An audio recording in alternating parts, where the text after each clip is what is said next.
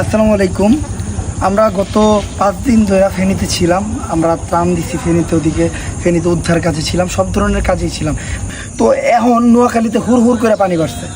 এই পানিবার এই একটা সিচুয়েশনে লক্ষ্মীপুর এই নোয়াখালীটা এতটা হাইলাইটেড না। এই যে আমরা যে জায়গায় আসছি, এই জায়গায় গতকালকে যে জায়গায় পানি ছিল ওই লেভেল থেকে পানি অনেকটাই বাইরে গেছে। এমনকি কিছু কিছু জায়গা ভাই, জায়গাগুলো কই দেন।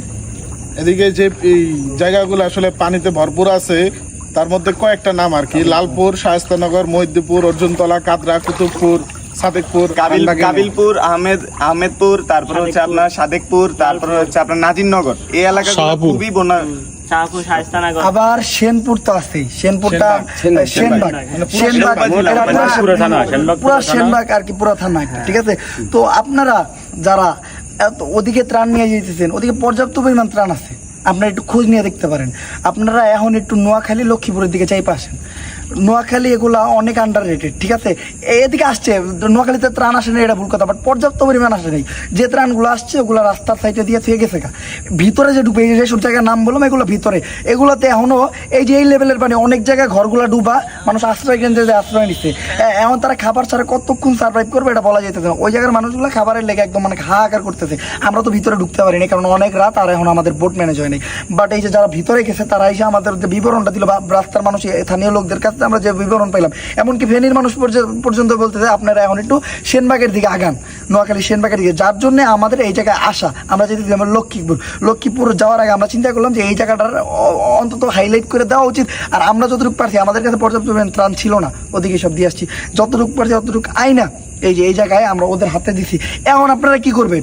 আপনারা ঢাকা থেকে যারা এখন ত্রাণ নিয়ে আসতেছেন, কুমিল্লা থেকে ত্রাণ নিয়ে আসতেন, বা দেশের যে কোনো জায়গা থেকে ত্রাণ নিয়ে আসতেছেন, তারা ত্রাণ নিয়ে এখন একটু এদিকে চাপেন, নোয়াখালীর দিকে চাপেন। আর নোয়াখালীর এই সেনবাগের অবস্থা খুবই খারাপ। এই যে সেনবাগে যদি আপনারা আসেন, হ্যাঁ, সেনবাগ এবং বেগমগঞ্জে যারাই আসেন, এই যে স্থানীয় ওরা আছে, ওদের সাথে যোগাযোগ করবেন। ওরা বলছে যে ওরা নৌকাও দিব, প্লাস বোট আছে ওদের কাছে, ওরা এগুলো ম্যানেজ করে দেবে। বাট আপনারা চেষ্টা করবেন একটু বোট ম্যানেজ করে নিয়ে আসতে, কারণ বোট না আনলে যে কতটা প্রবলেম হয়, ঠিক আছে, এটা আমরা নিজেরা একজন ভুক্তভোগী।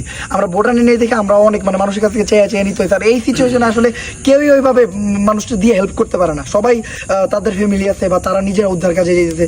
তো আপনারা একটু কষ্ট করে বোট নিয়ে যান, আর আপনারা চেষ্টা করবেন একদম ভিতরে যেতে। অনেক পরিবার আছে, এক একটা পরিবার আছে 10 বার পাইছে, আর একটা পরিবার আছে 1 বার পায়নি। তো একটু কষ্ট করে তাদের কাছে যাওয়ার চেষ্টা করবেন। তো আসলে ওমর তো সবকিছু বললো, এই যে একদম ডিটেলসই ভেঙে বললো। আমরা আসলে যাচ্ছি হলো লক্ষ্মীপুরের উদ্দেশ্যে, আর অনেকে আমাদেরকে সেনবাগের কথা বলছে। তো আমরা সেনবাগে কিছু ত্রাণ দিয়ে গেছি। তো এখানে আমরা যে ত্রাণটা দিয়ে গেছি ওইটা এখানের জন্য একদম বালুর মতো, ঠিক আছে। তো এখানে অনেক বেশি ত্রাণের প্রয়োজন। তো আপনারা যারা ত্রাণ নিয়ে আসতেছেন, তো অনেকেই কিন্তু এদিক ওদিক দিয়ে যাচ্ছেন, তাতে কোনো লাভ হচ্ছে না।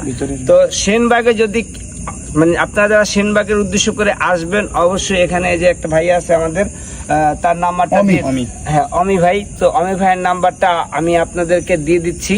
তো আপনারা দয়া করে অমি ভাইয়ের সাথে যোগাযোগ করে আসেন। তার কাছে নৌকা, তারপরে আরো যত লোকজন, ইভেন সে সব কিছু চিনে জানে, এখানকার স্থানীয়, ঠিক আছে।